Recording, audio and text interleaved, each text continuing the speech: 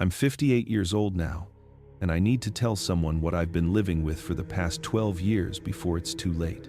In the winter of 2012, I found something impossible beside Miller's Lake in northern Montana. A young Bigfoot, no more than 3 or 4 years old by my estimation, half frozen and dying in the snow. His name is Samuel.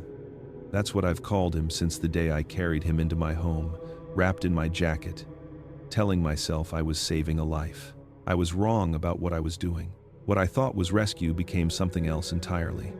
Something that's kept me awake every night for over a decade.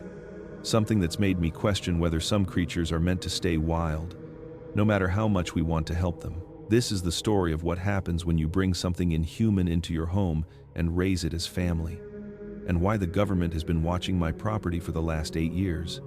January 14th, 2012. I was 46 years old, divorced 3 years, working as a wilderness guide and carpenter in the Bitterroot Mountains of Montana. I'd moved to my uncle's old property after the divorce, needing isolation and the kind of peace that only comes from living 20 miles from the nearest town. That morning, I'd gone ice fishing on Miller's Lake, a remote body of water on the edge of my 40 acres. The temperature was negative 15 degrees, and I was the only person stupid enough to be out there. That's when I heard it. A sound like a child crying, weak and desperate, coming from the far shore. I remember stopping mid-step, my breath forming clouds in the frozen air. The sound came again, weaker this time. Every instinct told me it was probably a wounded animal, something I should leave alone. Nature has its own way of handling things. But there was something about that cry, something almost human, that made my feet move before my brain could stop them. I walked around the lake's edge, my boots crunching through snow, following the sound. The crying had stopped, but I could hear shallow, rapid breathing now. That's when I saw the shape in the snowdrift, small, dark, partially buried. At first glance, my mind tried to rationalize it. A bear cub, someone's abandoned dog. But as I got closer and brushed the snow away, I saw the hand. It was a hand, not a paw. A hand with 5 fingers, too large for the small body, covered in sparse brown fur. My heart hammered in my chest as I cleared more snow, revealing a small face, almost human, but not. The brow was too heavy, the nose too broad, the eyes set too far apart. But those eyes, God, those eyes looked right at me with an awareness that froze me solid. I knelt there in the snow, staring at this impossible thing, and my mind went completely blank. This was a Bigfoot, a real, living Bigfoot, a baby one, no more than 3 or 4 years old by the size of it, and it was dying. Its breathing was shallow and labored, its small body shivering weakly. I could see ice crystals forming in its fur. I should have left it there. I know that now. I should have walked away, called the authorities, done literally anything other than what I did next. But I was looking at something that shouldn't exist, something alone and terrified and freezing to death. And in that moment, it wasn't a cryptid or a mystery or a creature from campfire stories. It was just a child dying in the snow. I took off my jacket, wrapped it around the small body, and lifted it into my arms. It was surprisingly light, maybe 40 pounds, and it made a weak sound of distress as I picked it up. "It's okay," I whispered, knowing it probably couldn't understand me but saying it anyway. "I've got you." That walk back to my cabin, carrying that impossible creature against my chest, feeling its faint heartbeat through my shirt, that was the moment that changed everything. I just didn't know it yet. I thought I was saving a life. I didn't realize I was starting something that would haunt me for the next 12 years. I found him half buried in a snowdrift at the lake's edge, a small creature covered in sparse brown fur, maybe 3 feet tall, curled into a ball. At first, my brain tried to make sense of it. A bear cub, a deformed ape someone had abandoned. But as I got closer and saw the face, almost human but not quite, the oversized hands, the body proportions that were all wrong, I knew exactly what I was looking at. A young Bigfoot, alone, freezing to death. His mother was nowhere in sight. I looked around the frozen landscape, searching for tracks, for any sign of adult creatures nearby. Nothing. Just this small, dying thing making soft sounds of distress. Every survival instinct I had screamed at me to walk away, but I couldn't. God help me, I couldn't. I circled the area, looking for tracks in the snow. I found them about 20 yards back, massive footprints, at least 18 inches long, leading from the tree line to where the small creature lay, then back into the forest. An adult had been here, had carried this child to this exact spot, and then left. That's what stopped me cold. This wasn't an accident. This wasn't a baby that wandered off and got lost. Someone had placed him here, at the edge of a frozen lake where he'd be visible, where he'd be found, or where he'd die. I knelt in the snow, staring at those tracks leading away, and my mind raced through possibilities. Maybe the mother was injured and couldn't carry him anymore. Maybe there was danger and she'd hidden him here temporarily. Maybe she'd be back. But it had been -15 degrees all night. If she was coming back, she would have already. This child had been here for hours, freezing, crying, waiting. Or maybe, and this thought made my stomach turn, he'd been left here on purpose. Maybe there was something wrong with him. Maybe his family didn't want him. I'd heard stories of animals abandoning weak offspring, but this felt different. Calculated, deliberate. I looked at the small creature again. His eyes were half closed, his breathing shallow. He wasn't crying anymore. He was dying, and I was standing there, debating, while he slipped away. "This is insane," I said out loud to the empty forest. "This is absolutely insane." I knew what taking him meant. I'd have to hide him, lie to everyone, risk everything. If anyone found out, if the government discovered I had him, they'd take him away, lock him up, study him, or worse. But looking at him lying there in the snow, I realized I'd already made my choice. Maybe I'd made it the moment I heard him crying. Maybe I'd made it the second I saw those intelligent eyes looking at me with such fear and hope. I took off my jacket and wrapped it around his small body. He was so cold his skin felt like ice through the fur. When I lifted him, he made a weak sound of distress, then seemed to understand I wasn't hurting him. His small hand gripped my shirt, holding on. As I carried him back toward my cabin, his faint heartbeat against my chest, I thought about those tracks leading away into the forest, about how deliberate they'd looked, about how someone had left him here to die, or to be found.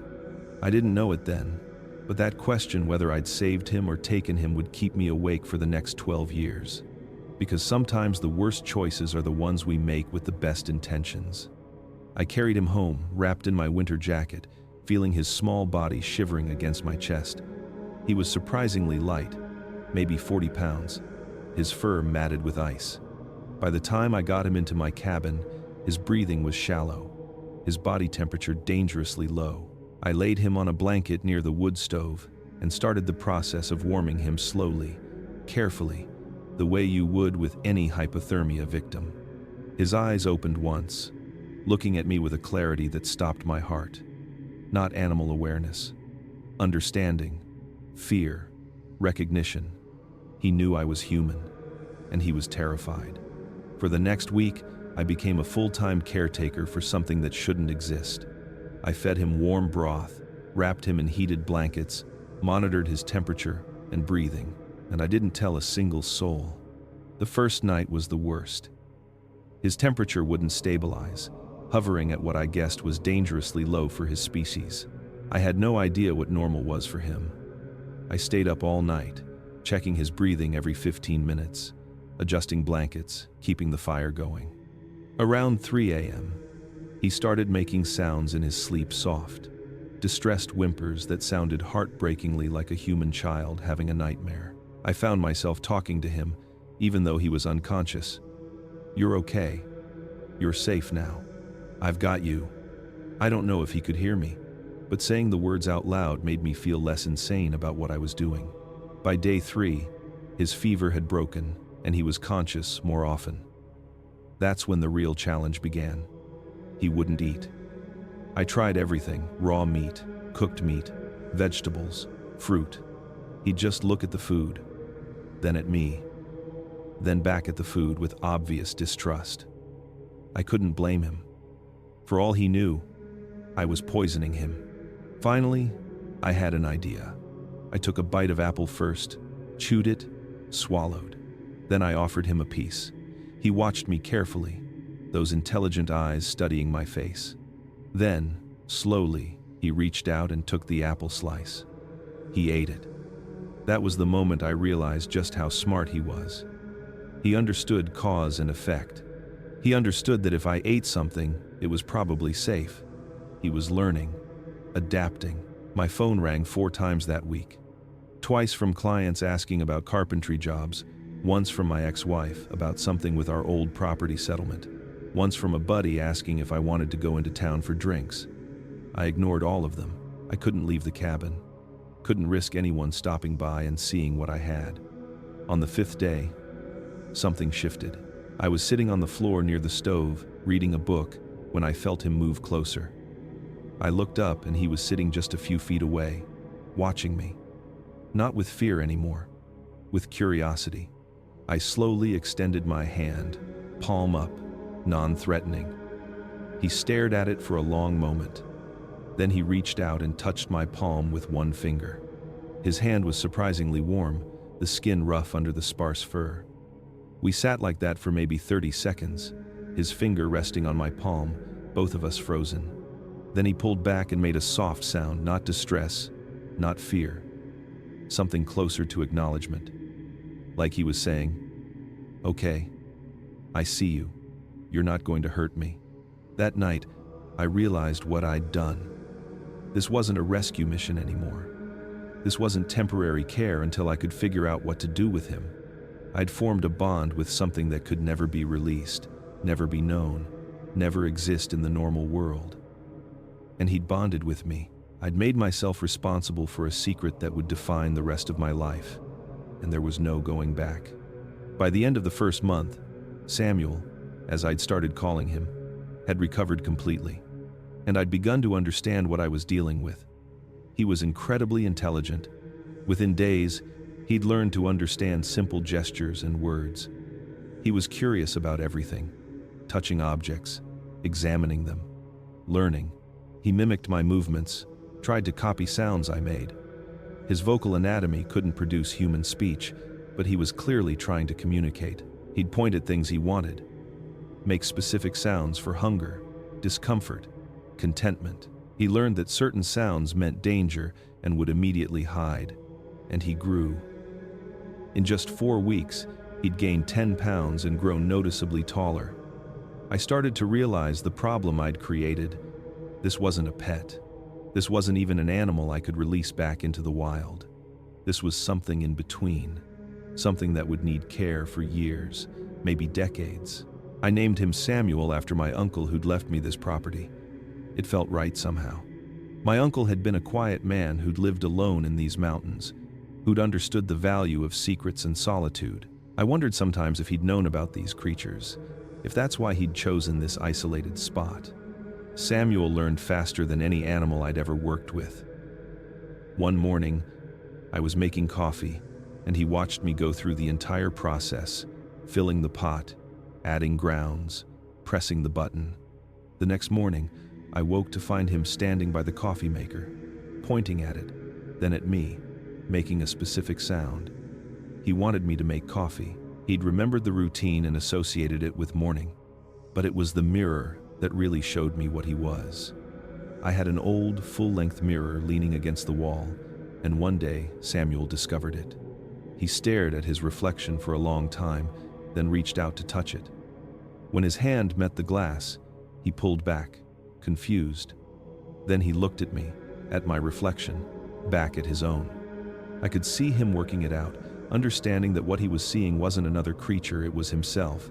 He sat in front of that mirror for almost an hour, studying his own face, his hands, moving and watching his reflection move. It was the kind of self-awareness you only see in great apes and dolphins, in humans, not in animals. That's when the guilt really started to sink in. What was I doing? This creature, this person, should be with his own kind, learning whatever he was supposed to learn, becoming whatever he was meant to become. Instead, he was here in my cabin, learning to understand human gestures, watching me make coffee, looking at himself in a mirror with an expression that I can only describe as lonely. I started keeping a notebook, documenting everything. His growth rate 4 inches in a month. His vocabulary of sounds, at least 15 distinct vocalizations I could recognize. His learning patterns. His preferences. He liked being near the fire. He was afraid of loud noises. He was fascinated by music from my old radio. One evening, I was measuring his height against the door frame, making marks like you would for a growing child, when it hit me how insane this was. I was raising a Bigfoot in my cabin. I was teaching him to live in a human world he could never be part of. I was essentially imprinting him on me, making him dependent, taking away any chance he had of surviving in the wild with his own kind. I sat on the floor that night, watching him sleep curled up on his blankets by the fire, and I understood the magnitude of what I'd done. I hadn't saved him. I'd claimed him, and now, for better or worse, we belonged to each other. By March 2012, Samuel had outgrown the cabin. He was now nearly 4 feet tall, probably 60 pounds, and getting stronger every day. I couldn't risk someone seeing him through a window, couldn't let him have the run of the house anymore. So I did what my uncle had done 40 years ago in a situation I'd only heard whispered stories about. I converted the barn into a living space. I insulated it, installed heating, created a space where Samuel could move freely without being visible from outside. I told myself it was temporary, that I was giving him time to grow strong enough to return to the wild. But watching him explore his new space, touching everything with curiosity, making soft sounds of contentment, I knew I was lying to myself. I'd already formed a bond with him, and he'd bonded with me. I was the only family he knew. My uncle's story had always been vague, whispered at family gatherings when people had too much to drink. Something about a creature he'd kept in the barn for years. Something he'd protected until it died. Most people thought he'd gone crazy living alone in the mountains. But standing in that barn, insulating walls for Samuel, I wondered if my uncle had faced this exact same choice. If he'd found something impossible and made the same decision I was making now. The conversion took 2 weeks. I worked every evening after my carpentry jobs, installing insulation between the old boards, running electric heating, creating a space that was weatherproof and comfortable. I built him a raised platform for sleeping, installed shelves where I could keep supplies. I even put in a small window on the back wall, high enough that no one could see in from ground level, so Samuel could have natural light. The day I moved him to the barn, Samuel was hesitant. He stood in the doorway of the cabin, looking between me and this new space, making a questioning sound. "I know," I said quietly. "It's different. But you need more room. You're getting bigger, buddy. You need space." He trusted me enough to follow, and watching him explore the barn, touching the walls, climbing up to his new sleeping platform, testing the strength of the support beams, I felt something twist in my chest. He was adapting, learning to live in this space I'd created for him, learning to be comfortable in captivity. That word captivity hit me hard. That's what this was, wasn't it? I'd built him a cage, a comfortable cage, but still a cage. I'd taken a creature that should have been free in the mountains and confined him to a 40 by 30-foot barn. But what was the alternative? Release him into the wild where he didn't know how to survive, where he'd been abandoned in the first place? Let him wander until he starved or some hunter saw him and either shot him or reported him? At least here he was safe, fed, protected. I was good at rationalizing. Samuel settled into the barn quickly. Too quickly. Within days, he'd established routines, sleeping in his platform at night, exploring the space during the day, waiting by the door in the evening when he heard my truck coming up the drive.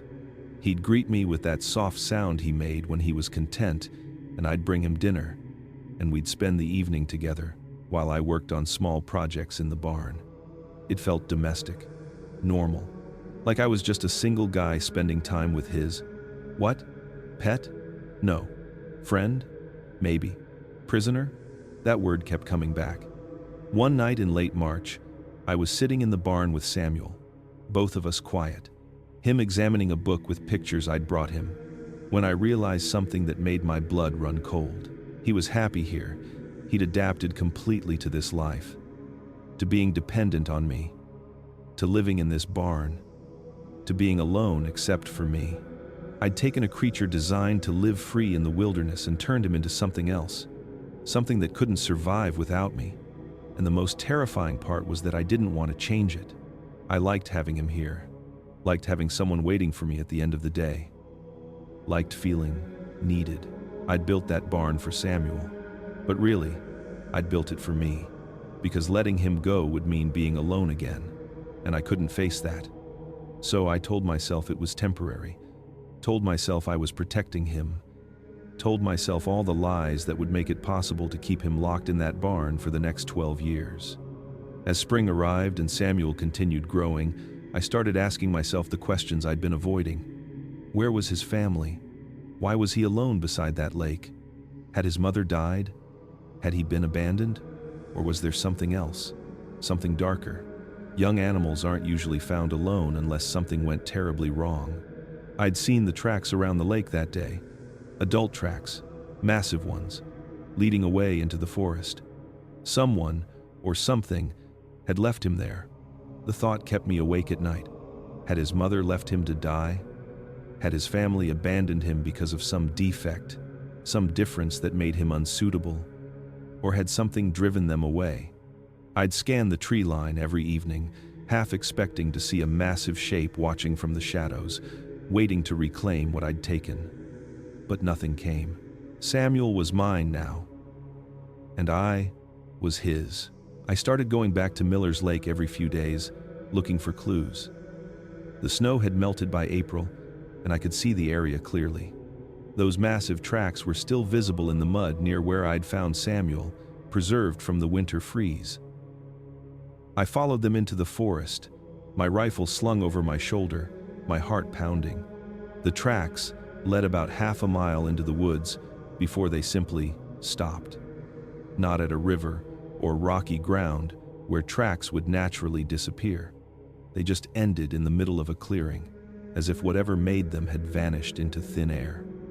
I stood in that clearing for an hour, turning in circles, searching for any sign of where the creature had gone. Nothing. That's when I noticed the tree. A massive Douglas fir at the edge of the clearing, with deep claw marks gouged into the bark about 8 feet up. Fresh marks. Recent. Something had been here after the snow melted. Something had come back to this spot. I drove home faster than I should have, my hands shaking on the wheel. When I got to the barn, Samuel was playing with a ball I'd given him, bouncing it against the wall and catching it. So normal, so innocent. He looked up when I entered, made his happy greeting sound, and came over to me. I knelt down and looked at him carefully. Really looked at him. Was there something wrong with him? Some defect I hadn't noticed? His fur was sparser than I'd expect, maybe. But I had no baseline for what normal was. His left hand had an extra joint in one finger. Was that normal for his species? Or was it an abnormality? His eyes were different colors, one slightly lighter than the other. Did that mean something? Why did they leave you? I whispered. Samuel tilted his head, not understanding. What's wrong with you that made them abandon you? He reached out and touched my face gently, his large hand almost covering my cheek. It was such a human gesture, such a gesture of comfort, that I felt tears sting my eyes. Maybe there was nothing wrong with him. Maybe his family had died. Maybe it had been mercy, leaving him where humans would find him, knowing we'd care for him in a way the wilderness wouldn't. Maybe. But I couldn't shake the feeling that I was missing something, that there was a reason he'd been left in that specific spot, at that specific time, where someone like me would find him. It felt too deliberate, too calculated. I started keeping notes of anything unusual, sounds in the night that didn't match normal wildlife, the way my dogs would sometimes refuse to go near certain parts of the property, hackles raised, broken branches arranged in patterns I didn't recognize. Small things that individually meant nothing but together felt like evidence of something watching, waiting, observing. In May, I found another set of tracks near my property line. Adult tracks, massive ones, leading up to the edge of my cleared land and then turning back into the forest. Someone had been here, had come right up to the boundary of my property, and then left. I told myself it was coincidence, a creature passing through, but deep down, I knew better. They knew where Samuel was. They'd always known, and for some reason I couldn't understand, they were letting me keep him. That realization was somehow more terrifying than if they'd tried to take him back, because it meant this was intentional. It meant I was part of something I didn't understand, playing a role in something larger. And Samuel, innocent Samuel who was learning to bounce a ball and greet me with affection, was at the center of it.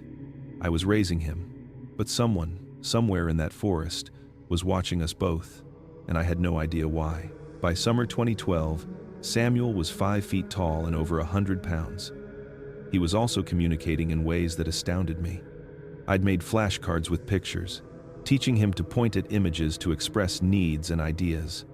He learned dozens of symbols in weeks: food, water, outside, sleep, danger. He understood time, could recognize when I'd be leaving and when I'd return. He learned to stay silent during the day, when visitors might be near, and only made sounds at night. But the real breakthrough came in July. I was showing him pictures of different animals: bears, deer, wolves, when I included a drawing I'd made of what I thought his species might look like, an adult Bigfoot. Samuel stared at that picture for a long time.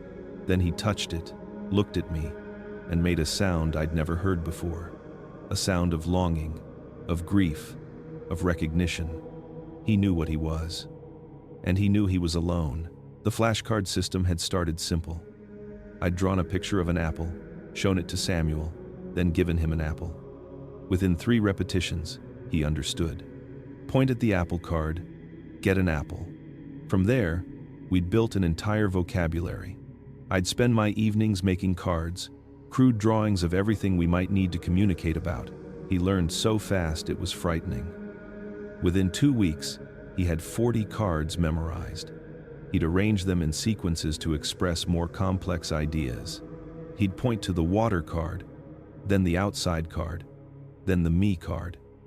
He wanted to go outside to the creek. He'd point to food, then night, then you. He wanted me to bring food later that evening, but it wasn't just memorization. He understood concepts. I made cards for now and later, for yes and no, for happy and sad. He'd use them appropriately, showing emotional awareness that went way beyond simple animal intelligence. The day I showed him the animal cards, I'd been testing something. I wanted to see if he could identify which animals were dangerous, which were prey. I showed him a bear. He pointed to the danger card. A deer, he made a gesture toward his mouth, indicating food. A wolf, danger again. Then I showed him the drawing of an adult Bigfoot. I'd worked on it for days, trying to get it right based on what I'd seen of Samuel's features, extrapolated to adult size: 8 feet tall, massive shoulders, the distinctive facial structure. Samuel went completely still. His hand, which had been moving quickly from card to card, froze in midair. He stared at the drawing for so long I thought something was wrong. "Samuel?" I said quietly. "Do you know what this is?" He reached out slowly and touched the drawing with one finger, tracing the outline of the figure. Then he looked at me, and his eyes, God. His eyes were full of something I'd never seen in them before. Pain. Deep, aching pain. He made a sound, low and mournful, that started in his chest and seemed to vibrate through the barn. It wasn't anything I'd heard him make before. It wasn't a sound for me to understand. It was a sound of pure grief. Then he pointed to the drawing, pointed to himself, pointed back to the drawing. He was telling me, "This is what I am." He looked around the barn, at the walls that enclosed him, at me, the only other living thing in his world. Then he pointed to the drawing again, and made that mournful sound once more. I realized what he was saying. Where are they? Where are the others like me?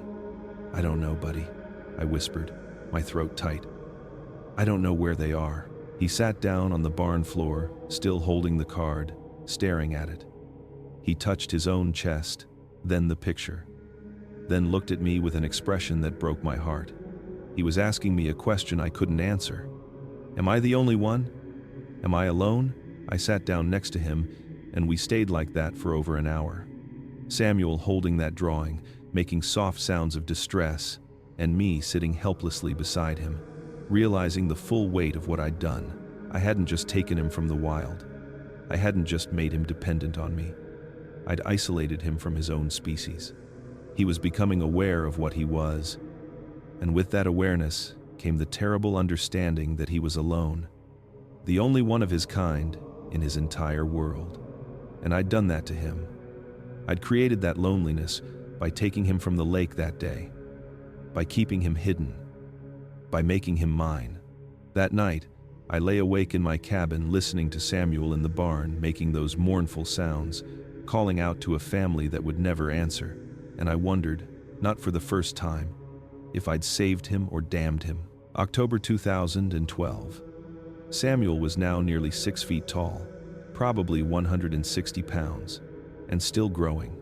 He was gentle with me, careful of his increasing strength, but I'd started noticing something that worried me. Aggression, not toward me, but toward sounds from outside. When he heard coyotes, he'd tense, make low threatening sounds.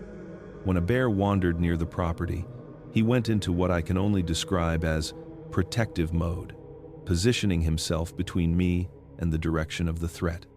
He was maturing, becoming what he was meant to be, a predator, a protector, something powerful and potentially dangerous.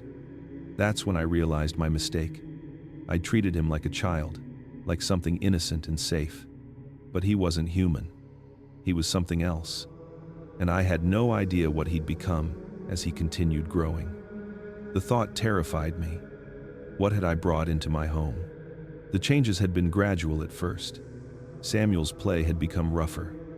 When he'd grab sticks or logs, I'd see him test their strength, snap them in half with casual effort. His grip had become powerful enough that he'd accidentally crushed a metal cup I'd given him, not even realizing his own strength until he saw my expression. But it was his eyes that really changed. They'd been curious, innocent, when I first found him. Now there was something else behind them, an awareness, an intensity. When he heard sounds outside at night, his whole body would go rigid, his eyes would narrow, and I'd see something primal surface, something wild. The incident that changed everything happened on October 23rd. I was in the barn with Samuel, working on reinforcing one of the support beams, when my neighbor Tom showed up unannounced. I heard his truck coming up the drive, and my heart stopped. Tom was a retired Forest Service ranger, the kind of guy who noticed everything and asked too many questions. "Stay quiet," I told Samuel urgently, pointing to his hiding spot in the loft. "Someone's here. Don't make a sound." Samuel understood immediately. He'd drilled for this dozens of times. He climbed up into the loft and pulled the tarp over himself. I stepped out of the barn, closing the door behind me. Tom was already out of his truck, walking toward me with that friendly smile he always had. "Henry, been meaning to stop by. Heard some strange sounds coming from your property last few nights. Thought you might have a bear problem." "Just coyotes," I said, keeping my body between him and the barn door. "They've been vocal lately. Mind if I take a look around? I've got my rifle in the truck if there's a bear denning up somewhere." "That's really not necessary." That's when we heard it, a low, deep growl from inside the barn. Not loud, but unmistakable. Tom's head snapped toward the sound. "What was that?" I started, but the growl came again, deeper this time, threatening. Tom took a step toward the barn, and Samuel must have sensed it through the walls because what happened next still makes my blood run cold. The entire barn shook. Something massive slammed against the inside wall with enough force that the whole structure rattled. Then came a roar, not a growl, a full-throated roar that sounded like nothing in nature I'd ever heard. Tom stepped back, his hand moving toward his hip where he used to carry his service weapon. "Jesus Christ, Henry. What the hell do you have in there? You need to leave," I said, my voice shaking. "Right now, Tom. Please." Inside the barn, Samuel was making sounds I'd never heard before. Deep, resonating, territorial sounds. The sounds of something big and powerful and angry, that there was a stranger near his territory. Near me. Tom looked at me, at the barn, back at me. "Henry, if you've got some kind of exotic animal, please," I said. "I'll explain later. Just go, now." He left, but I could see him watching in his rearview mirror as he drove away, and I knew, with absolute certainty, that he'd be back. With questions, maybe with authorities. I waited until his truck was out of sight before I went back into the barn. Samuel was still in the loft, but he wasn't hiding anymore. He was crouched at the edge, every muscle tensed, his eyes fixed on the door. When he looked at me, I saw something that made my stomach drop. He wasn't sorry. He wasn't scared. He was ready to fight, ready to protect his territory, ready to hurt anyone who threatened what he decided was his. "Samuel," I said quietly, "it's okay. He's gone." But looking at him perched up there, 6 feet of muscle and power and wild instinct, I realized it wasn't okay. Nothing about this was okay. I'd raised him like he was a child who'd grow up to be gentle. But he wasn't growing up to be anything like human. He was growing up to be exactly what he was meant to be, a creature powerful enough to tear a person apart. And I'd just taught him that humans were threats to be neutralized. I'd made a monster. And I was living alone with it in a barn, 20 miles from anyone who could help me. January 2013, exactly 1 year after I'd found Samuel. He was now 6.5 feet tall, close to 200 pounds, and still growing. I'd celebrated his approximate first-year anniversary with me by giving him his favorite meal, deer meat and berries, and watching nature documentaries together on the TV I'd installed in the barn. It felt normal, domestic, safe. That night, I woke to a sound I'd never heard before. A deep, resonating call coming from the forest beyond my property. It echoed through the trees, primal and haunting. Samuel heard it too. I knew because he answered. His call was different from the one in the forest. Younger, higher pitched, but unmistakably the same type of vocalization. Back and forth they called, the unknown creature and Samuel, for nearly 20 minutes. Then, silence. I sat in the barn with Samuel until dawn, both of us listening, waiting. Something had found us. Something knew he was here, and I had no idea if it was coming to reclaim him or something worse. The first call had jolted me awake at 2:47 a.m. I know because I stared at the clock, my heart racing, trying to identify what I'd heard. It came again, a long, modulating howl that seemed to vibrate through the mountain itself. Not a wolf, not a bear, something else. Something that made every primitive instinct in my body scream danger. I grabbed my rifle and ran to the barn in my boots and pajamas, the January cold biting through my clothes. When I opened the door, Samuel was standing in the center of the space, perfectly still, his head tilted toward the forest. He was listening with an intensity I'd never seen. Then he made a sound I didn't know he could make. It started deep in his chest, rose in pitch, modulated through frequencies that sounded almost like language. It was a call, an answer, and from the forest, the other voice responded. "Samuel, no," I whispered. But he wasn't listening to me. He was listening to that voice in the darkness. And for the first time since I'd found him, I wasn't the most important thing in his world. The calls went back and forth. Samuel would vocalize, "Wait," then the forest would answer. Each exchange seemed to carry meaning, information I couldn't understand. I watched Samuel's body language change with each call. Excitement, confusion, longing.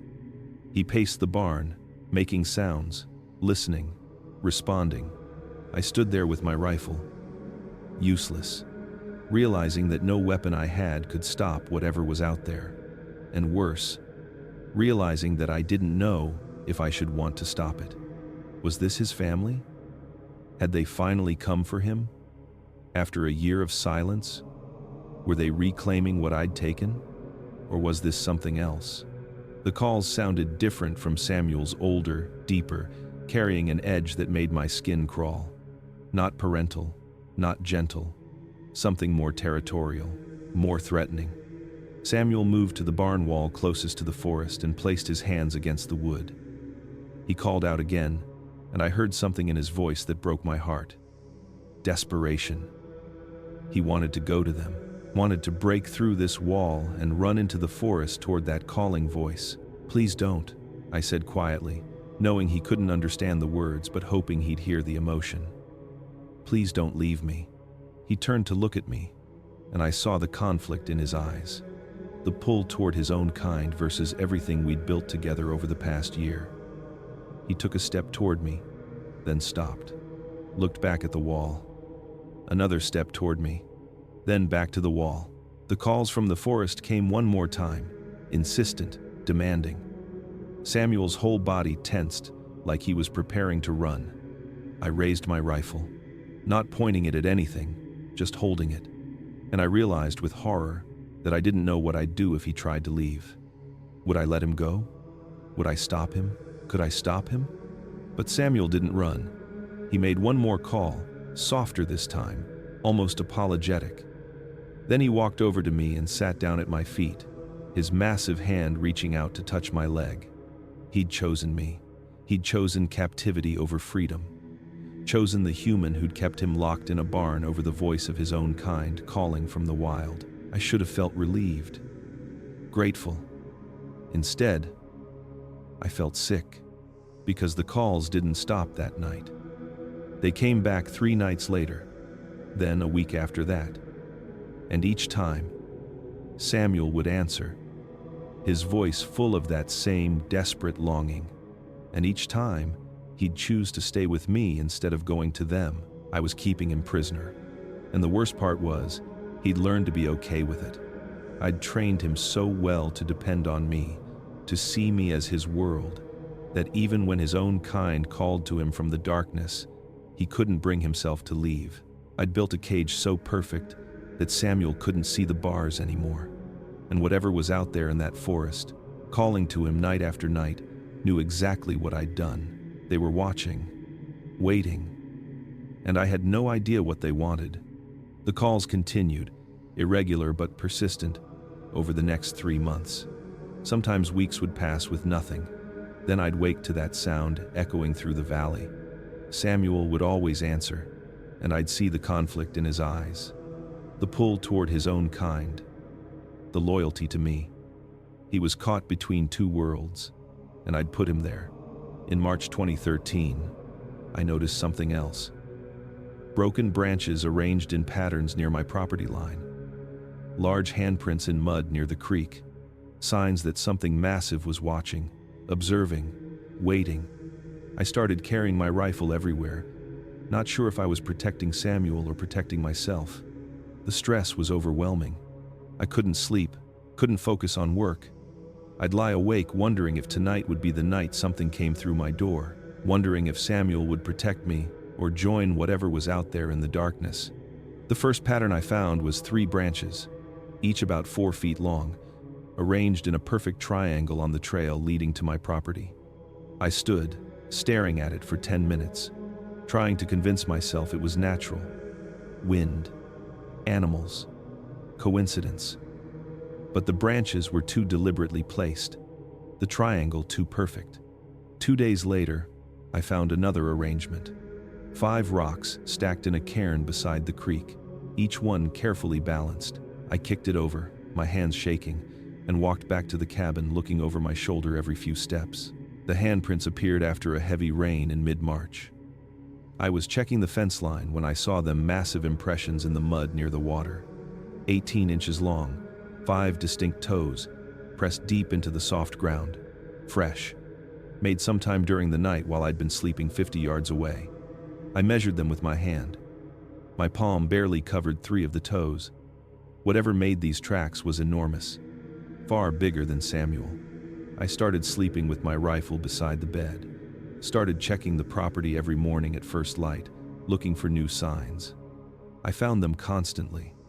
A sapling bent nearly in half and tied with its own branches.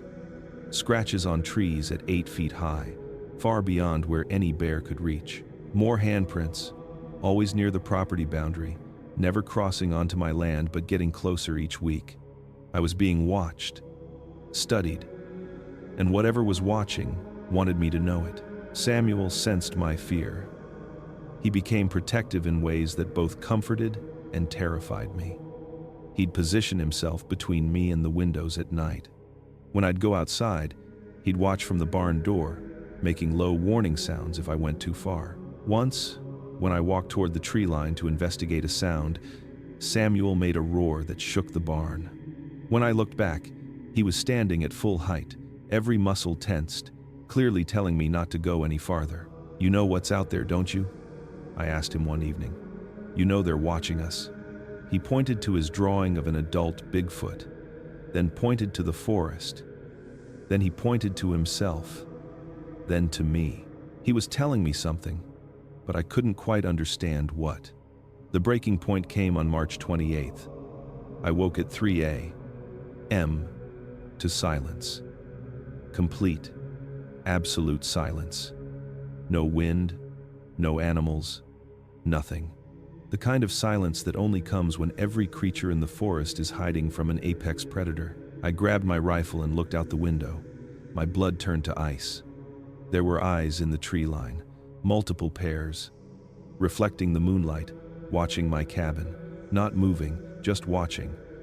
I counted 4 pairs, maybe 5, standing perfectly still in the shadows, close enough that I could see them clearly, far enough that I couldn't make out their full shapes. They stayed there for 2 hours, just watching. And I stood at my window with my rifle, watching them back, knowing that if they decided to come for Samuel, there was nothing I could do to stop them. Around 5 a.m., they simply melted back into the forest. One moment they were there, the next they were gone, like they'd never existed. I went to the barn at first light. Samuel was awake, sitting against the wall, staring toward the forest. He'd known they were there. Maybe he'd been watching them all night too. "Why don't they take you?" I asked him. "They're big enough, strong enough. There are multiple of them. They could break down this barn in seconds. Why don't they just take you back?" Samuel looked at me for a long moment. Then he did something that made my skin crawl. He pointed to me, then to himself. Then he made a gesture I'd taught him for watching. Then he pointed to the forest and made the same gesture. They were watching us, both of us. Watching what I did with Samuel, watching how I treated him, watching our relationship. This wasn't about rescuing Samuel. This was something else, something I didn't understand. I was part of an experiment. And Samuel, sweet Samuel, who trusted me completely, was the subject. And I had no idea what would happen when the experiment was over. By summer 2013, I knew I couldn't do this alone anymore. Samuel was now 7 feet tall, close to 250 pounds, and the presence in the forest was getting bolder. Tracks were appearing closer to the barn. The calls were louder, more frequent. I needed help. I needed someone who understood what I was facing. That's when I called my nephew, David Walsh, who was working as a park ranger in Washington. David had always been trustworthy, level-headed, someone who respected nature and understood the need for secrecy. When he arrived and I showed him Samuel, his reaction was exactly what I'd hoped for. Not fear, but wonder. And when I explained about the calls, the tracks, the presence in the forest, his expression changed to concern. "Uncle Henry," he said quietly, "I think Samuel's family is looking for him, and I don't think they're happy you have him." The phone call to David had been the hardest conversation of my life. I'd rehearsed it a dozen times, trying to find words that wouldn't make me sound insane. Finally, I just asked him to come visit, told him I needed help with something I couldn't explain over the phone. something serious. He'd arrived on a Friday evening in June, and I'd spent 2 days working up the courage to show him. We'd talked about normal things, his job, his girlfriend, my carpentry work. The whole time, Samuel was in the barn, silent, waiting. I'd explained to him using the flashcards that someone was coming, someone I trusted, and he needed to stay hidden until I said it was safe. On Sunday morning, I'd finally taken David to the barn. My hands were shaking as I unlocked the door. "David, before we go in, I need you to promise me something. Whatever you see, you can't tell anyone. Not your parents, not your girlfriend, not your colleagues at the Forest Service. No one. Can you promise me that?" He'd looked concerned. "Uncle Henry, are you in some kind of trouble? Just promise me." "Okay. I promise." I'd opened the door and called out softly, "Samuel? It's okay. Come out. This is David. He's family." David had stood frozen in the doorway as Samuel emerged from the shadows. 7 feet of muscle and fur, moving with careful grace, his intelligent eyes fixed on this new human. "Jesus Christ," David had whispered. That's a Bigfoot. That's a real Bigfoot. His name is Samuel. I found him dying in the snow 18 months ago. He's been with me ever since." For the next hour, I'd explained everything while Samuel sat nearby, watching David with cautious curiosity. I showed David the flashcard communication system, demonstrated how Samuel understood commands and concepts. I showed him my journals, the growth measurements, the documentation of everything I'd learned. David had listened to all of it, asking intelligent questions, his ranger training showing through. But when I told him about the calls, about the watching presence, about the tracks and signs, his expression had changed. "Uncle Henry," he'd said, "I think Samuel's family is looking for him, and I don't think they're happy you have him." "I know," I'd said quietly, "but what am I supposed to do?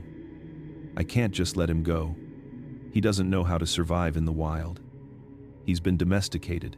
He'd die out there." David had looked at Samuel, who was playing with one of his toys, completely unaware of the conversation happening about his future. Or maybe he wouldn't die. Maybe they'd take him back. Maybe that's what they're waiting for. What if they're not his family? I'd asked. What if they left him to die for a reason? What if there's something wrong with him that made them abandon him? Then why would they be watching him now? Why the calls? Why the signs? David had walked to the barn window, looking out at the forest. "Uncle Henry, I think you need to consider the possibility that they want him back, and they're being patient about it. But patience doesn't last forever." We'd spent the rest of that day discussing options. David had agreed to help me research, to try to understand what we were dealing with. He'd agreed to keep the secret and to visit regularly to help with Samuel's care. But before he left, he'd said something that kept me awake for weeks afterward. "Uncle Henry, you found Samuel beside a frozen lake, alone, dying, with adult tracks leading away. What if he wasn't abandoned? What if he was left there specifically for someone like you to find? What if this whole thing, you raising him, bonding with him, keeping him, what if it's all exactly what they wanted to happen?" I'd stared at him, the implications sinking in. "Think about it," David had continued. "They could have taken him back at any time. They're clearly watching. They know where he is, but they haven't. They're letting you keep him. Why? What are they learning from this? What are they waiting for?" After David left, I'd gone to the barn and sat with Samuel. He'd curled up next to me, his massive head resting against my shoulder, completely trusting, completely comfortable. He saw me as his father, his protector, his world. And somewhere out in that forest, something was watching us, learning from us, waiting for something. I'd convinced myself I was protecting Samuel. But what if I was just playing a role? What if every choice I'd made, keeping him, hiding him, raising him, had been exactly what they'd expected me to do? What if I wasn't Samuel's savior? What if I was just part of their plan? David brought in Dr. Lisa Chen, a wildlife veterinarian he trusted completely. When Lisa saw Samuel, She went silent for a full minute before speaking. "Henry," she said finally, "do you understand what you've done? You've separated a juvenile from his family group. You've kept him during critical developmental years. You've essentially kidnapped him, even if your intentions were good." Her words hit me like a physical blow because I knew she was right. Lisa examined Samuel, took samples, asked dozens of questions about his behavior and development. Then she told me something that changed everything.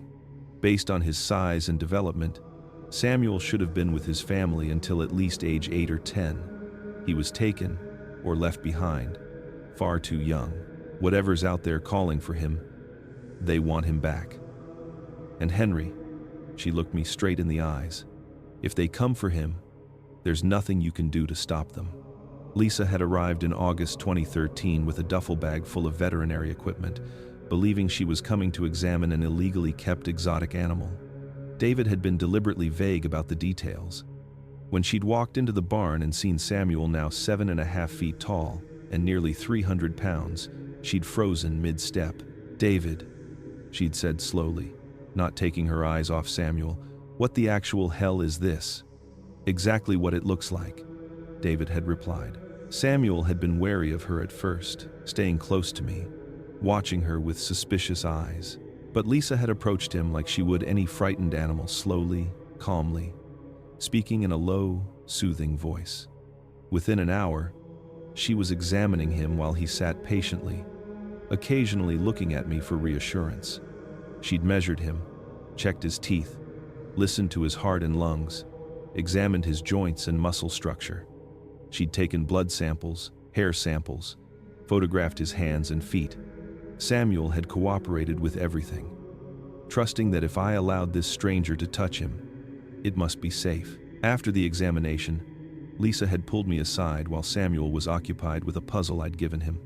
"Henry, his development is all wrong for a creature this age," she'd said, her voice low. "His muscle mass is underdeveloped. His teeth show he's been eating a domesticated diet, too much cooked meat, not enough of the tough plant material his species probably needs. His social behaviors are completely stunted. He responds to you like you're his parent, but he should have been learning from his own kind at this age. Complex social hierarchies, survival skills, communication with his species. I've been teaching him." "You've been teaching him how to live with humans," she'd interrupted gently, "not how to be what he is. And Henry, that's not your fault. You couldn't have known. But you need to understand what this means. If you released him tomorrow, he'd die. He doesn't have the skills to survive. You've made him completely dependent on you." The guilt had crashed over me like a wave. I'd known it intellectually, but hearing it from a professional made it undeniable. "There's something else," Lisa had continued. "His stress hormones are elevated. Has been for months, based on these samples. He's living in a constant state of mild anxiety. Henry, he can hear those calls from the forest, can't he? The ones David told me about? Yes, he always answers. He's being called by his own kind, and he can't go to them. That's psychological torture for a social species." She'd paused, watching Samuel play. "He stays with you, though. He chooses to stay even when they call. Is that good or bad?" "It's heartbreaking," she'd said. "It means you've bonded him so strongly that he's overriding his natural instincts. He's choosing captivity over freedom because you're the only family he knows. Henry, you haven't just kidnapped him.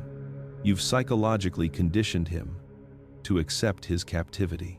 I'd felt sick. I didn't mean to. I know. But intention doesn't change the outcome. Lisa had looked out toward the forest. "And whatever's out there, watching him, calling to him, they know exactly what you've done. They're watching you raise one of their young, watching how humans interact with their species when we think we're being kind.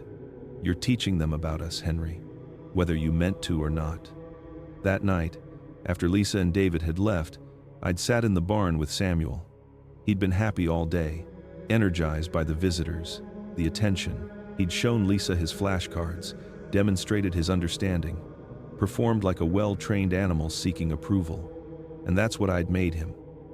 an animal that performed for human approval instead of a creature living free with his own kind. "I'm sorry," I'd whispered to him.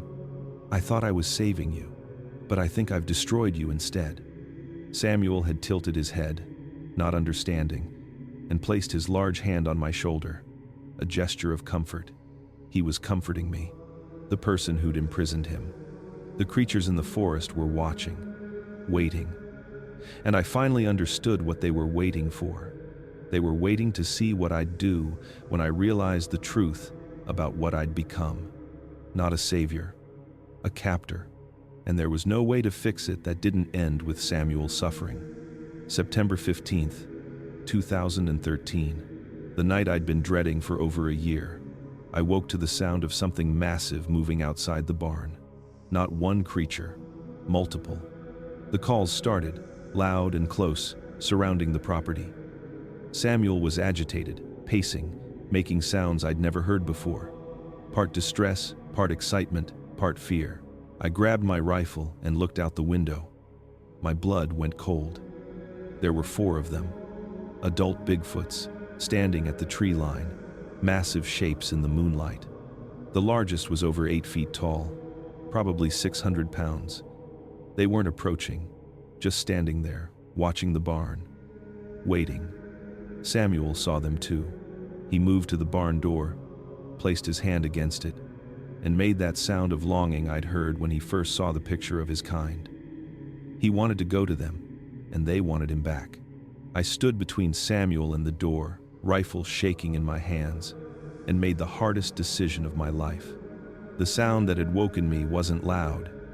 It was the opposite. A deliberate silence. Every normal night sound had stopped. No insects. No wind through the trees. Just heavy footsteps circling the property, moving with careful precision. I'd run to the barn in bare feet, my rifle loaded, my heart hammering so hard I thought I might pass out. When I'd opened the barn door, Samuel was already awake, standing in the center of the space, every muscle tensed, staring toward the forest. Then the calls came. 4 distinct voices surrounding us. Deep, resonating calls that I felt in my chest. They weren't threatening. They were beckoning, calling to Samuel, and he answered. God. The sound he made, it was nothing like his usual vocalizations. It was pure, unfiltered emotion, recognition, longing. A child calling for his family.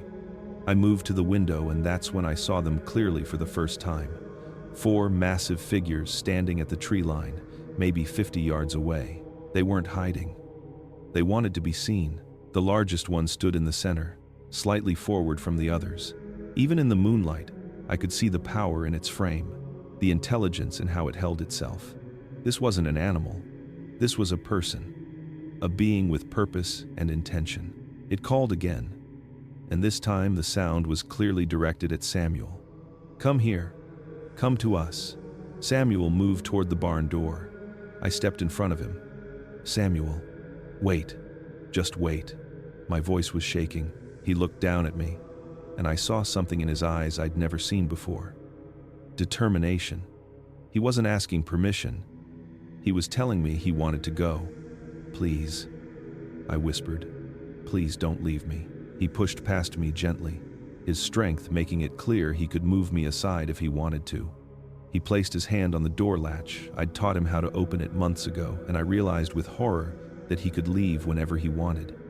He'd chosen to stay all this time. But now, with his family right there calling to him, that choice was changing. I raised my rifle, not pointing it at Samuel, not pointing it at the creatures outside, just holding it. A pathetic symbol of control I didn't actually have. If you go out there, they'll take you, I said, my voice breaking. You'll never come back. You'll be with them, learning their ways, becoming one of them. You'll forget about me. Forget about everything we've built here. Samuel made a soft sound, almost apologetic, and reached for the door again. That's when I did something I'll never forgive myself for. I grabbed his arm. No, you can't. I won't let you. He looked at me, confusion in his eyes. I'd never told him no like this before. never physically restrained him. They left you to die, Samuel. Remember? They abandoned you beside that frozen lake. I found you. I saved you. I've taken care of you for almost 2 years. You owe me. Even as I said it, I knew how wrong it was. Knew I was manipulating him, using his bond with me as a weapon against his own nature. Outside, the calls came again, more insistent now. The large figure took a step forward, still not threatening, just waiting. Samuel pulled his arm from my grip gently, because he was always gentle with me, and placed both hands on the door. He was going to open it. He was going to leave. They don't love you like I do, I said desperately. They left you. They abandoned you. I'm the one who stayed. I'm your family. Samuel paused, looked at me, and in that moment, I saw him make his choice. He stepped away from the door. The relief that flooded through me was immediately followed by self-loathing so intense I felt physically sick, because I knew what I'd just done. I'd manipulated an innocent creature into choosing captivity over freedom. I'd used his trauma, his abandonment, as a weapon to keep him prisoner. Outside, the calls changed. They weren't beckoning anymore. They were something else. Disappointment? Anger? I couldn't tell. The 4 figures stood there for another hour, occasionally calling, occasionally moving slightly closer. But they never crossed onto my property, never approached the barn. Samuel stood at the window the entire time, watching them, making soft sounds of distress. I stood beside him with my rifle, keeping guard, keeping him prisoner. Finally, as dawn started to break, the 4 figures melted back into the forest. One by one, they disappeared into the shadows. The largest one went last, and before it left, it looked directly at the barn, directly at me, and I swear to God, I saw judgment in those eyes. When they were gone, Samuel turned to me. He didn't use the flashcards, didn't make any sound. He just looked at me with an expression that broke my heart. He knew what I'd done. He understood that I'd chosen my needs over his freedom, and he was staying anyway. Not because he wanted to anymore, but because I'd convinced him he had no other choice. I'm sorry, I whispered. But sorry didn't change anything. I'd kept Samuel. I'd won.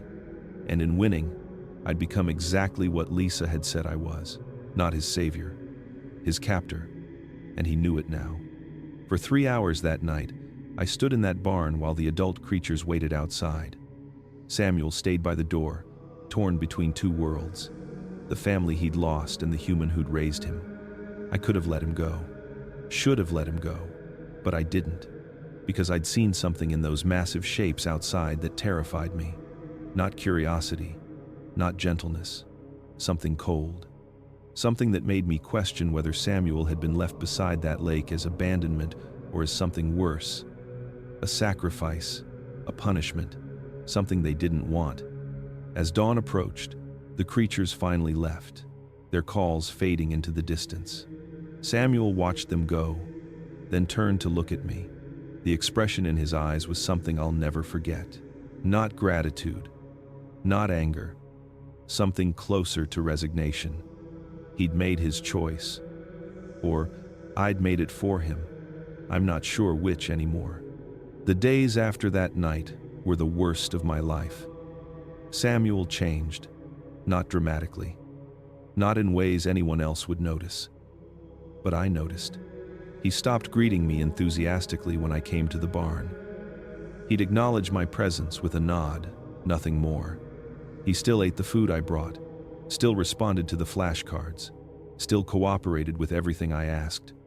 But there was a distance now, a wall between us that hadn't been there before. He'd spend hours staring out the window toward the forest. Sometimes I'd catch him with his hand pressed against the glass, making soft sounds I couldn't interpret. When I'd try to engage him, show him a new book, play a game with the flashcards, he'd participate mechanically, going through the motions without the curiosity he used to show. I told myself I'd made the right choice, that those creatures outside had looked wrong somehow, that the largest one's eyes had been cold, calculating, that if I'd let Samuel go, They might have hurt him, punished him for living with humans, that I'd protected him. But late at night, lying awake in my cabin, I couldn't escape the truth. I'd kept Samuel because I couldn't bear to lose him, not because it was best for him, because I needed him. David visited 2 weeks after that night. He noticed the change immediately. "What happened?" he asked, watching Samuel sit motionless by the window. I told him everything. The 4 creatures, the calls, how Samuel had tried to go to them and I'd stopped him, how I'd used his abandonment trauma to manipulate him into staying. David was silent for a long time. "Uncle Henry," he finally said, "do you love Samuel?" "Of course I do." "Then why are you keeping him in a cage?" "It's not a cage, he's safe here, fed, protected." "It's a cage," David said quietly. "And you're not protecting him. You're protecting yourself from being alone." The words hit like a punch. Because he was right. God, he was right. I watched Samuel that evening, really watched him. Saw the way his eyes followed every bird that flew past the window. Saw how he'd tense when he heard sounds from the forest, his whole body alert, yearning. Saw how he'd touch the flashcard showing the adult Bigfoot, his finger tracing the outline like he was trying to remember something precious he'd lost. "I'm sorry," I said to him that night. "I'm so sorry for what I've done to you." He didn't respond, just kept staring out the window. I started having nightmares. In them, Samuel would be young again, 3 feet tall, freezing beside the lake. But when I'd reach for him, he'd look at me with adult eyes, adult understanding, and he'd say, in perfect English even though I knew he couldn't speak, "You should have let me die. It would have been kinder." I'd wake up in cold sweats, the words echoing in my head. Lisa visited in October and examined Samuel again. Afterward, she pulled me aside. "His stress levels are worse," she said. "Henry, he's depressed. Do you understand? He's living in a state of depression. Psychologically, he's suffering." "What am I supposed to do?" I asked, my voice breaking. "If I let him go now, he can't survive. I've made him dependent on me. It's too late." "Is it? Or is that what you're telling yourself, so you don't have to face what letting him go would mean?" I didn't have an answer. That night, I brought Samuel his dinner, fresh deer meat, berries, the things he liked. He ate without enthusiasm, like he was just going through the motions of staying alive. "Do you hate me?"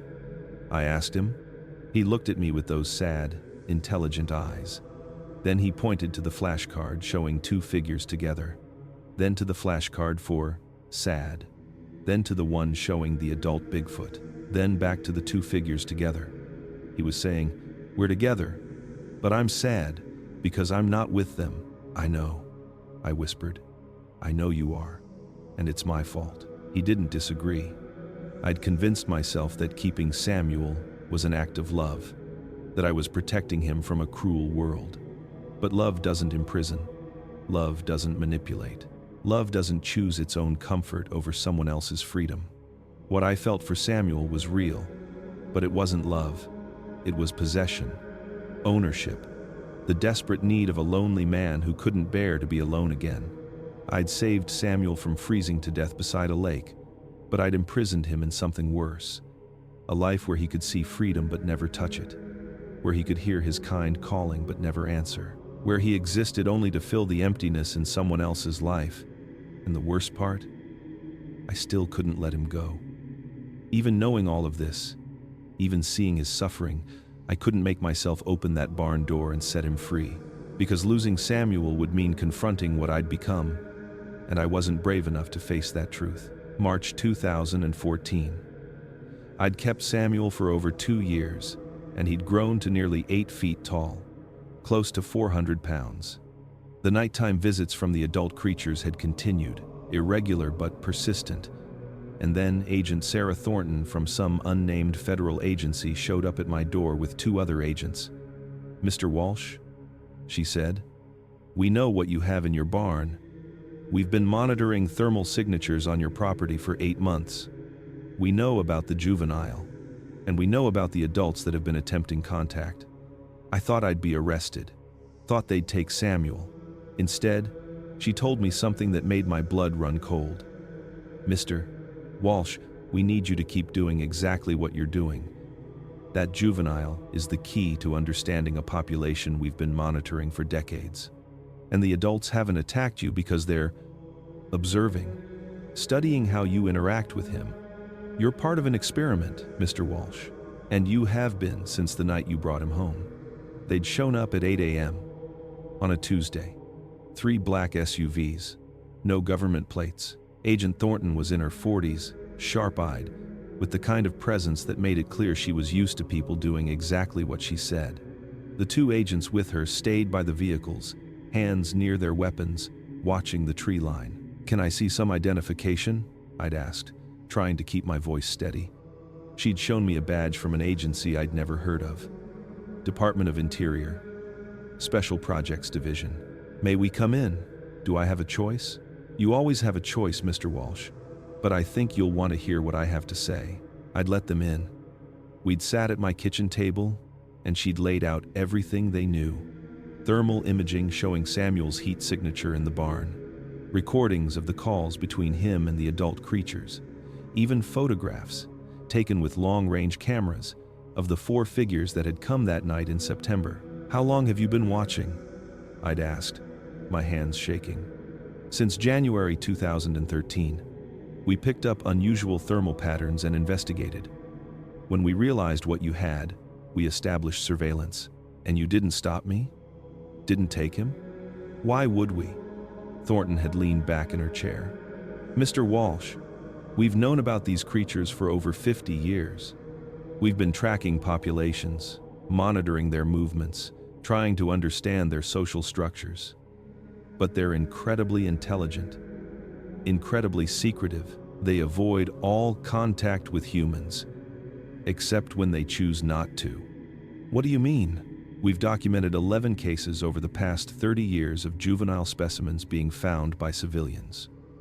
Always in winter, always in remote locations, always near human habitation, but far enough away that it seems accidental." She'd pulled out a file folder, laid photos on my table. Other people with Bigfoots. Different sizes, different ages of creatures, but the same setup. In every case, the human took the juvenile in, cared for it, raised it, and in every case, adult specimens began monitoring the situation within months. I'd stared at the photos, my stomach sinking.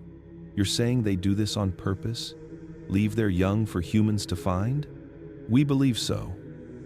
We think it's a form of intelligence gathering.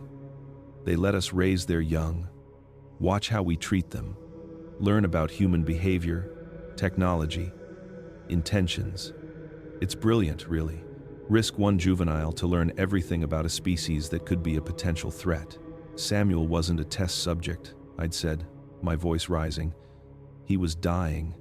He would have frozen to death. Would he? Or would he have been retrieved after you passed by?" "We don't know, Mr. Walsh, but we know the pattern. Juvenile left in human territory. Human finds it, takes it in. Adults monitor but never interfere. It's happened too many times to be coincidence." I'd felt the room spinning. The night they came for him. September. I stopped him from going. Were they testing me? Was that part of it? Probably. They wanted to see if you'd let him go. You didn't, and they accepted that choice. They could have taken him by force, you saw the size of them. But they didn't. They're learning from your decision. Learning what? Thornton had looked at me with something that might have been sympathy. That humans will imprison what they claim to love. That we're predictable. That our need for companionship overrides our ethics. The words had hit like a physical blow. "Here's what's going to happen," she'd continued. "You're going to keep Samuel. You're going to continue raising him exactly as you have been. And you're going to allow us to monitor the situation. In exchange, we won't prosecute you for keeping an endangered species without permits. We won't take him away. We won't expose you. And if I refuse, then we take him. Put him in a facility. Study him properly. Your choice." It wasn't a choice. It was coercion dressed up as options. "Why?" I'd asked. "Why not just take him now?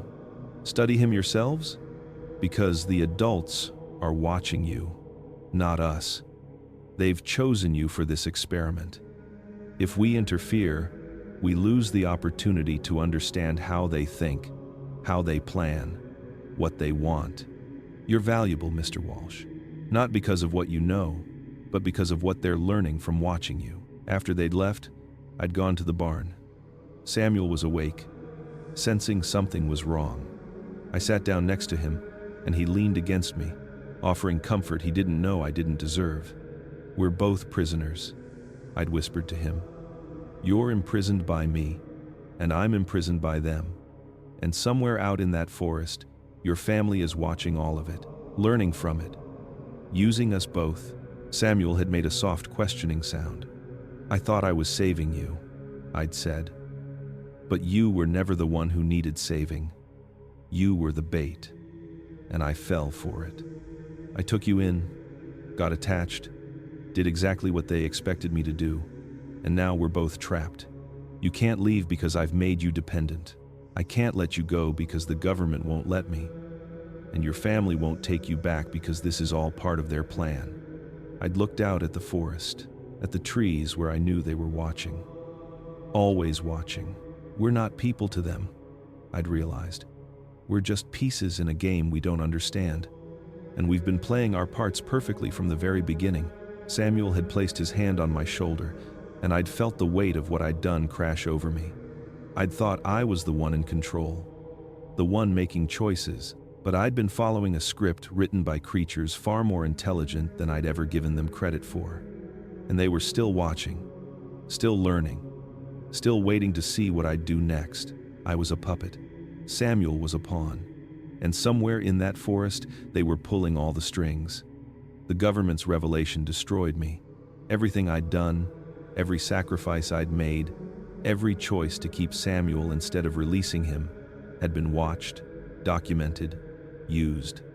Agent Thornton explained that Bigfoot populations were more complex than anyone knew. They had social structures, hierarchies, family groups, and sometimes they left juveniles in places where humans would find them, testing us, seeing how we'd react. Samuel hadn't been abandoned by accident. He'd been placed beside that lake, left there deliberately for someone like me to find. The question I couldn't stop asking was why? Why leave a child where humans would find it? What were they learning from watching us care for their young? And the more terrifying question, what would they do with that information? I looked at Samuel, now a fully grown creature who trusted me completely, who'd lived his entire remembered life in my care, and realized I was trapped. If I released him, he'd die. He didn't know how to survive in the wild, but keeping him meant being part of whatever larger plan these creatures had. I'd become a pawn in something I didn't understand. In the weeks after Thornton's visit, I started seeing everything differently. Every moment I'd thought was mine, finding Samuel, choosing to save him, deciding to keep him, all of it looked orchestrated now, planned. Those tracks leading away from the lake that first day, they'd been so clear, so obvious, like they wanted me to see them, like they wanted me to know an adult had been there and left. The calls starting exactly 1 year after I found him.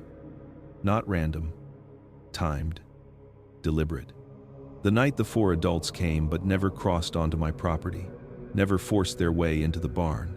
They could have taken Samuel any time they wanted, but they didn't, because watching me keep him was more valuable than having him back. Every choice I thought I'd made freely had been predicted, expected. I was following a pattern they'd seen 10 times before with other humans. I wasn't special. I wasn't Samuel's savior. I was just another predictable human doing exactly what they'd known I'd do. I started obsessively reviewing my journals, reading every entry with new eyes. The 15th of March 2012. Samuel learned 3 new flashcards today. He's so intelligent. Had they watched me teaching him? Seen how I was training him to understand human communication? The 2nd of May 2012. Built Samuel, a larger sleeping platform. He seems more comfortable. Had they observed me making him dependent on human-made structures? The 15th of September 2013. The adults came tonight. I kept Samuel from going to them. That entry made me feel physically ill now. They'd tested me, given me the chance to do the right thing. And I'd failed. I'd chosen possession over freedom, and they'd watched me do it.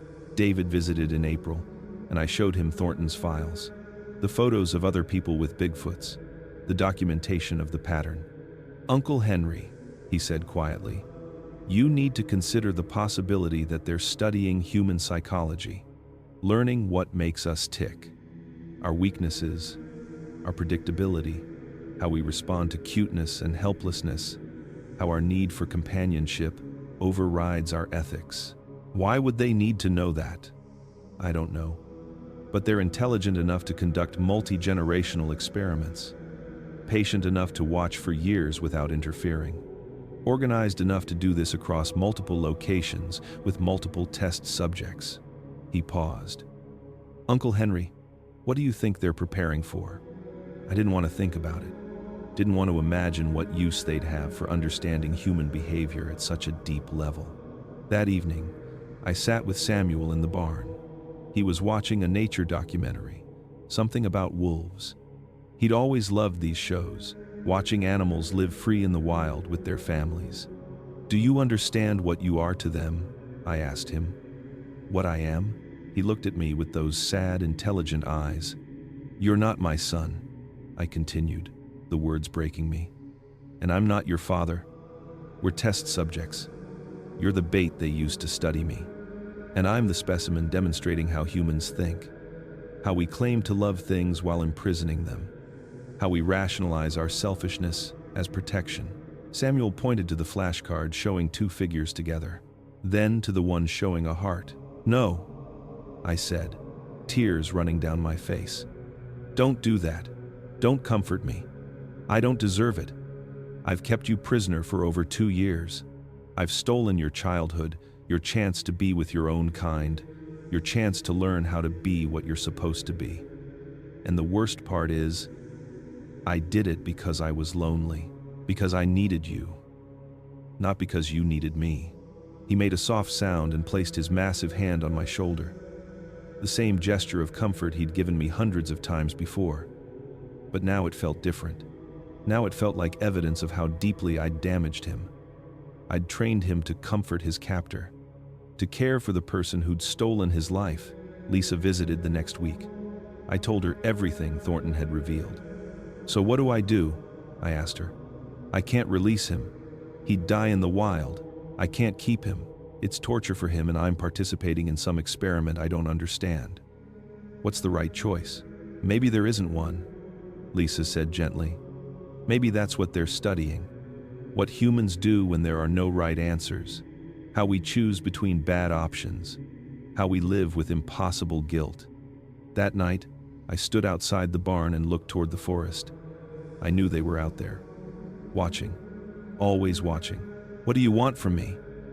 I shouted into the darkness. "What are you learning? What's the point of all this?" No answer came, just silence. The same silence they'd maintained for over 2 years. I'd thought keeping Samuel was an act of love. But love doesn't manipulate. Love doesn't imprison. Love doesn't disguise selfishness as protection. I'd thought I was in control of this situation. But I'd never been in control. Not from the moment I heard crying beside that frozen lake. Maybe not even then. Maybe they'd been waiting for someone like me. Someone lonely enough, isolated enough, desperate enough for connection that I'd do exactly what they expected. Samuel was inside that barn right now, probably wondering why I was shouting at the forest. He trusted me, depended on me, loved me in whatever way his species understood love. And I'd built that trust on a foundation of captivity. I'd earned that love through manipulation and lies. I'd created that dependency by stealing every other option from him. I wasn't his protector. I was his prison. And somewhere in that forest, they were documenting it all, learning from every mistake I made, every selfish choice, every rationalization. The experiment was still running. And I was still following the script they'd written for me, unable to stop, unable to change. trapped by my own actions into continuing to be exactly what they'd known I'd become, a monster who convinced himself he was a savior. It's been 12 years now since I found Samuel beside that frozen lake. He's fully grown, over 8 feet tall, close to 500 pounds. The adult creatures still come, still watch, still call to him from the forest. The government still monitors my property, still checks in, still treats Samuel like a research subject. And Samuel? He's caught between worlds, belonging fully to neither. He understands what he is. He knows there are others of his kind out there, but he stays with me. Whether that's choice or conditioning, I honestly don't know anymore. What terrifies me most isn't the creatures in the forest or the government watching from a distance. It's the question I can't answer. When I brought Samuel home that day, was I saving him? Or was I doing exactly what they wanted me to do? Was I the rescuer or the experiment? And as I watch him look toward the forest each night, hearing those calls from his kind, I realize the most horrifying truth of all. I'll never let him go. Not because he needs me, but because I need him. I've kept him prisoner in the name of love, and that makes me something I never thought I'd become, the monster in this story. I'm 58 years old now, 12 years older than when I found Samuel. 12 years of living this lie, maintaining this prison, playing my role in an experiment I'll never fully understand. Our routine hasn't changed much. I bring Samuel his meals 3 times a day. I spend my evenings in the barn with him, watching documentaries, showing him books, maintaining the illusion that this is normal, that this is okay.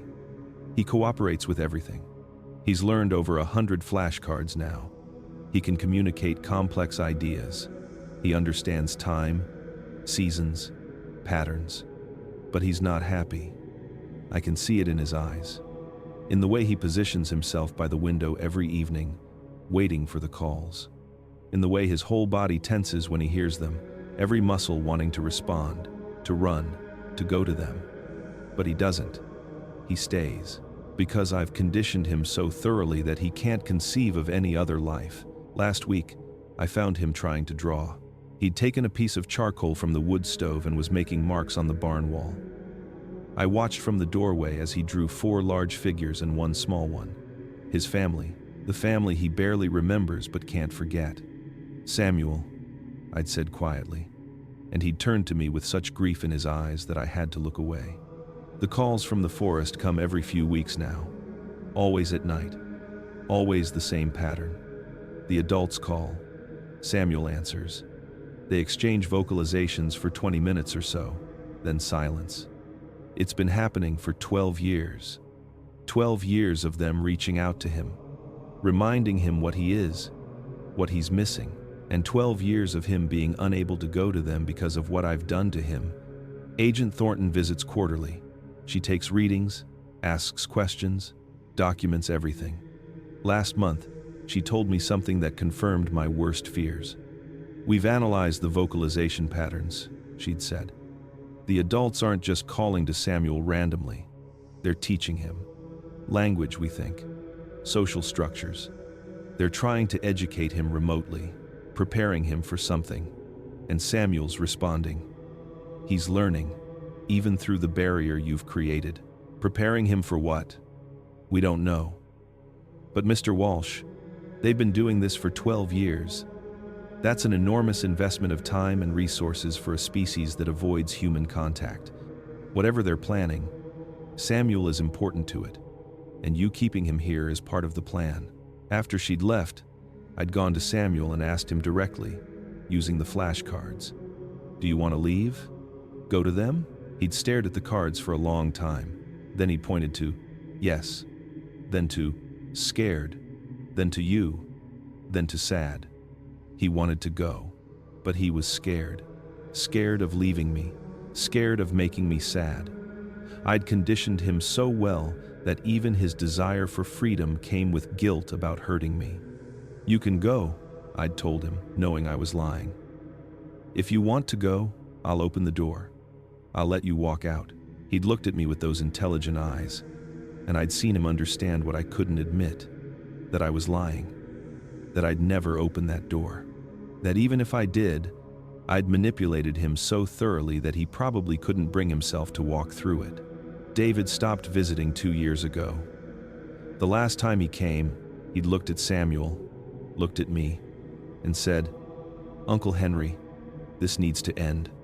One way or another, this needs to end. What you're doing to him, what you're doing to yourself, it's not sustainable. It's not right." "I know," I'd said. "Then why don't you stop?" I hadn't had an answer. Or rather, I'd had an answer I couldn't say out loud. Because I'm too selfish. Because I'd rather keep him prisoner than face being alone again. Because my need for companionship is more important to me than his freedom. David had left, and he hasn't been back since. I don't blame him.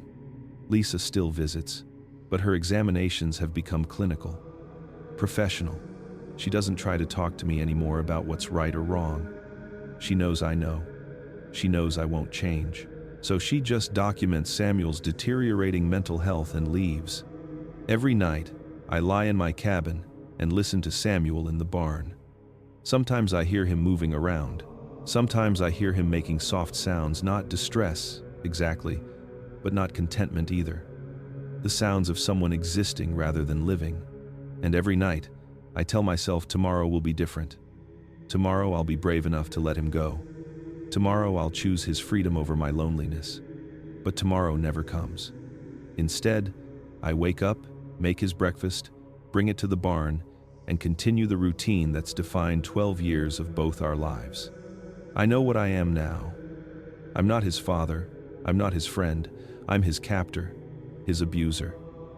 The person who stole his childhood, his family, his chance to be what he was meant to be.